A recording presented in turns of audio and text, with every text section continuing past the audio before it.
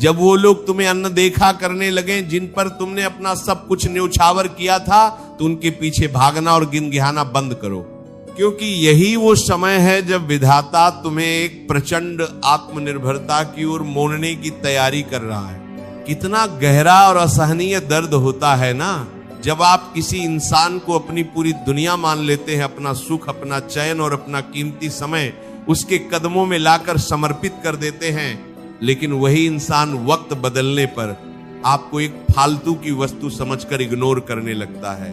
आप रोज सुबह उठते हैं इस उम्मीद के साथ कि आज शायद उसका एक संदेश आएगा, आज शायद वो मुझसे पहले की तरह बात करेगा, लेकिन पूरा दिन बीत जाता है और बदले में आपको केवल उसकी बेरुखी और उपेक्षा की कवाहट मिलती है।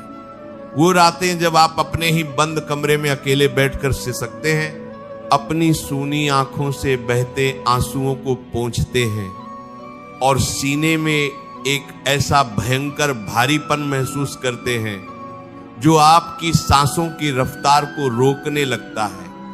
आप खुद से बार बार यही पूछते हैं कि आखिर मेरा कसूर क्या था, मैंने तो हमेशा उसका भला चाहा, फिर मुझे ही इस तरह अनदेखा क्यों किया जा रहा है। जब आपके सबसे करीबी लोग भरी महफिल में आपको हीन भावना से भर देते हैं, आपकी मौजूदगी का तमाशा बनाने लगते हैं, तो वह मानसिक पीड़ा इंसान को अंदर से पूरी तरह खोखला कर देती है। आप घुट घुट कर जीते हैं और ऐसा लगता है जैसे आपका आत्मसम्मान पूरी तरह मिट्टी में मिल चुका है। पर सच तो यह है कि लोग तुम्हें तब तक ही इग्नोर कर सकते हैं और तछपा सकते हैं जब तक तुम मानसिक रूप से उनके मोह के जाल में फंसे हुए हो। भगवान श्री कृष्ण भगवद गीता में स्वयं कहते हैं कि उद्धरे दात्मनात्मानम मनात्मानम मवसादयेत आत्मैव ह्यत्मानो बंधुरात्मैव रिपुरात्मनः। अर्थात मनुष्य को चाहिए कि वे अपने द्वारा अपना उद्धार करे, खुद को कभी हीन न समझे, क्योंकि इंसान स्वयं ही अपना सबसे बड़ा मित्र है और स्वयं ही अपना सबसे बड़ा शत्रु है। कौवा, सच तो यह है कि तुम अपनी कीमत उन लोगों के तराजू में तौल रहे हो जिनकी अपनी कोई गहराई नहीं है। जब लोग तुम्हें इग्नोर करते हैं तो वो असल में उनके भीतर के अहंकार और अज्ञान का प्रदर्शन होता है, तुम्हारी काबिलियत का नहीं। ईश्वर तुम्हें इस अपमान की आग से इसलिए गुजार रहा है ताकि तुम्हारा यह भ्रम टूट सके कि इस संसार में कोई तुम्हारा अपना है। जिसे तुम आज अपनी सबसे बड़ी बेइज्जती समझकर रो रहे हो, वो असल में गोविंद की वो विशेष कृपा है जो तुम्हें एक शक्तिशाली चरित्र बनाने के लिए आई है। इसका समाधान निराशा के सागर में डूबकर घुटने टेक देना या उनके सामने बार बार जाकर अपनी कद्र की भीख मांगना बिल्कुल नहीं है, बल्कि समाधान है प्रचंड मौन, आत्म रूपांतरण और इन 5 कामों को अपने जीवन का आधार बनाना। जब तुम पलटकर जवाब देने के बजाय इन 5 ईश्वरीय सूत्रों को अपना लेते हो, तो तुम्हारा सारा डर और मानसिक तनाव उसी क्षण गायब हो जाता है। पहला काम यह है कि उनके पीछे भागना और उन्हें संदेश या कॉल करना तुरंत बंद कर दो। दूसरा काम है कि पूरी तरह खामोश होकर अपनी प्रतिक्रिया को शून्य कर लो। तीसरा काम है कि अपने करियर, अपनी सेहत और अपने व्यक्तित्व को निखारने में अपनी पूरी जान झोंक दो। चौथा काम है कि खुद को इतना व्यस्त कर लो कि तुम्हें उनकी याद का एक पल भी ना मिले। और पांचवा काम है कि अपनी खुशियों की डोर इंसानों से छीनकर उस साम्राज्य सरकार के हाथों में थमा दो।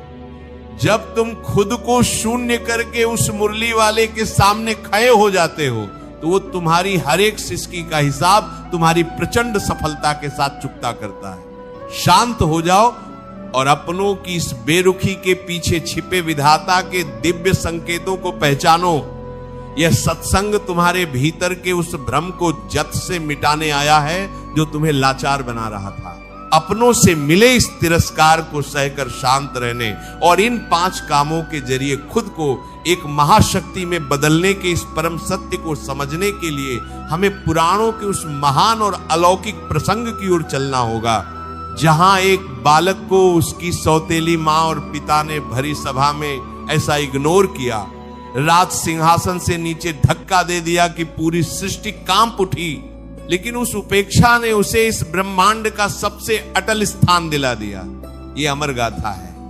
श्रीमद् भागवत पुराण और विष्णु पुराण में वर्णित मनु वंश के बालक ध्रुव की, ध्रुव केवल 5 वर्ष का एक छोटा और अबोध बालक था।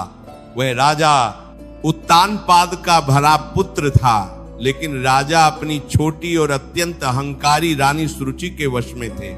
रानी सुरुचि और राजा उत्तानपाद हर पल ध्रुव और उसकी सगी मां सुनीति को इग्नोर करते थे। उन्हें महल के एक कोने में उपेक्षित जीवन जीने पर मजबूर कर दिया गया था। एक दिन राजा उत्तानपाद अपने भव्य सिंहासन पर बैठे थे और छोटा सा ध्रुव अपने पिता की गोद में बैठकर लाड प्यार पाने की इच्छा से वहां गया। वो जैसे ही पिता की गोद में बैठा, तभी वहां रानी सुरुचि आ पहुंची। सुरुचि के भीतर अहंकार और ईर्ष्या का भयंकर जहर भरा हुआ था। उसने जैसे ही बालक ध्रुव को देखा तो क्रोध से लाल हो गई। उसने भरी सभा में ध्रुव का हाथ पकड़ा और उसे राजा की गोद से नीचे खींचकर धक्का दे दिया। सुरुचि ने अत्यंत कौवे और नीचा दिखाने वाले शब्दों में कहा, हे ध्रुव, तुम इस राजा की गोद में और इस राज सिंहासन पर बैठने के योग्य नहीं हो। राजा तुम्हें और तुम्हारी मां को हमेशा इग्नोर करते हैं, क्योंकि तुम इस योग्य ही नहीं हो। यदि तुम्हें अपने पिता की गोद में बैठना है तो पहले घने जंगलों में जाओ, भगवान नारायण की घोर तपस्या करो और मेरे गर्भ से दोबारा जन्म लो। राजा उत्तानपाद चुपचाप सिर झुकाए बैठे रहे। उन्होंने अपने ही सगे पुत्र को पूरी तरह नजरअंदाज कर दिया और उसके इस घोर अपमान पर एक शब्द भी नहीं कहा। नन्हे ध्रुव का दिल बुरी तरह टूट गया। उसके सीने में अपमान की एक ऐसी आग सुलग उठी जिसने उसकी भूख और प्यास सब कुछ छीन ली। वह रोता हुआ अपनी सगी मां सुनीति के पास गया और सारी बात बताई। मां सुनीति ने रोते हुए ध्रुव को गले लगाया और वो काम करने की सीख दी जो आज के सत्संग का सबसे बड़ा आधार है। मां ने कहा, बेटा, सुरुचि ने जो कहा है या राजा ने जो तुम्हें इग्नोर किया है, उसे अपनी कमजोरी मत बनाओ।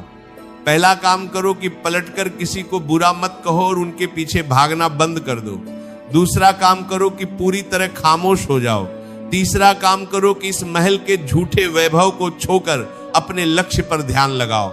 चौथा काम, अपनी साधना में व्यस्त होना बना लो।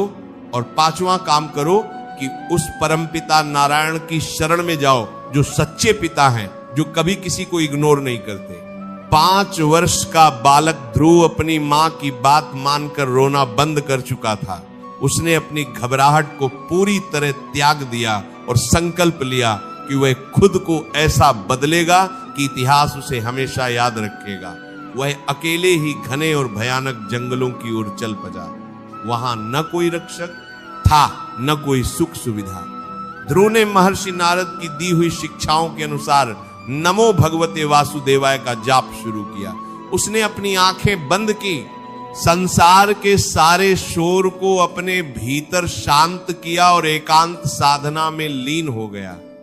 ये उसका मौन प्रचंड पुरुषार्थ और व्यस्तता थी। उसने अपनी चेतना को पूरी तरह ईश्वर को सौंप दिया, जो कि उसका सबसे बड़ा कदम था। ध्रुव का आत्म रूपांतरण इतना गहरा था कि उसने खाने पीने का पूरी तरह त्याग कर दिया। अंत में उसने अपनी सांसों को भी रोक लिया, जिससे तीनों लोकों का वायुमंडल थम गया और वैकुंठ का सिंहासन डोल उठा। साक्षात भगवान विष्णु अपने इस नन्हे भक्त की दृढ़ता और एकांत साधना से विवश होकर पृथ्वी पर प्रकट हुए। भगवान ने ध्रुव के मस्तक को छुआ और उसे ब्रह्मांड का सबसे सर्वोच्च और अटल स्थान दिया, जिसे आज हम ध्रुव तारा के नाम से जानते हैं। जब ध्रुव वापस महल लौटे तो राजा उत्तानपाद और सुरुचि उनके पैरों में गिरकर रोने लगे। सुरुचि तड़प तड़प कर पछताने लगी कि उसने जिस बालक को तुच्छ समझकर इग्नोर किया था, उसने अपने मौन और अपनी साधना से भगवान को भी अपना बना लिया। ये कहानी हमें सिखाती है कि जब लोग तुम्हें इग्नोर करें तो पलटकर जवाब मत दो।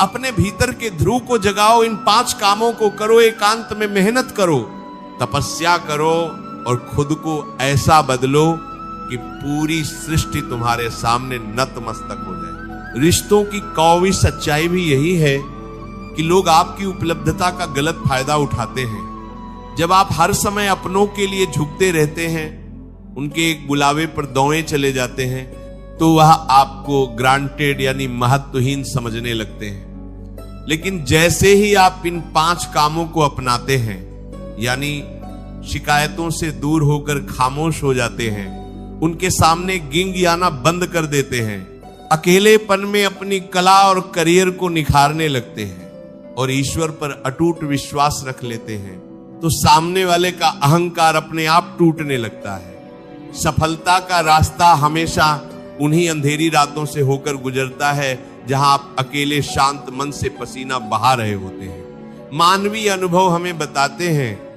कि जो इंसान अपनी पिया को अपनी ताकत बना लेता है, उसे दुनिया की कोई भी ताकत कभी हरा नहीं सकती। किस्मत का रोना वो रोते हैं जिन्हें अपनी आत्मा की अनंत शक्तियों का ज्ञान नहीं होता। तुम उस परमात्मा के अंश हो जिसने सूरज और सितारों को चमक दी है, फिर तुम किसी मतलबी इंसान या अपनों की बेरुखी के लिए खुद को क्यों मिटा रहे हो? अपनी मेहनत को अपनी सबसे बड़ी पूजा बना लो। जब तुम पूरी शिद्दत से अपने करियर को ऊंचाइयों पर ले जाने के लिए काम करते हो और परिणामों का बोझ श्री कृष्ण को सौंप देते हो, तो जीवन एक सुंदर उत्सव बन जाता है। जो लोग आज तुम्हारी लाचारी पर हंस रहे हैं, तुम्हें देखकर अपना रास्ता बदल रहे हैं, कल वही तुम्हारी कामयाबी का रहस्य पूछने के लिए कतारों में खाए होंगे। लेकिन तब तक तुम्हें खुद को पूरी तरह से स्थिर, व्यस्त और शांत रखना होगा। अपनी गरिमा को कभी किसी के पैरों में मत कुचलने देना। कमेंट में राधे राधे लिखें, सब्सक्राइब करें।